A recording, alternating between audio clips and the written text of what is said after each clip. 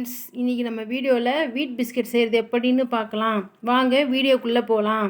First 2 Pavul கோதுமை மாவை எடுத்துக்கலாம். அதே பவுலில் 3/4 கப் சர்க்கரை, 3 ஏலக்காயும் எடுத்துக்கலாம். சர்க்கரையையும் ஏலக்காயும் மிக்சியில் அரைச்சி எடுத்துக்கலாம். அரைச்ச மிக்ஸை கோதுமை மாவில் கலந்துக்கலாம்.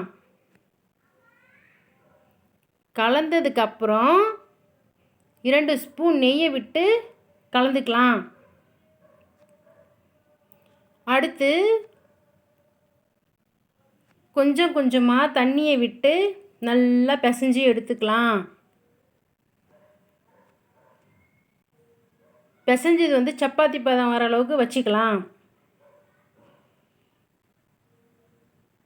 அதுக்கப்புறம் சப்பாத்தி மாதிரி திக்காக திரட்டி எடுத்துக்கலாம்.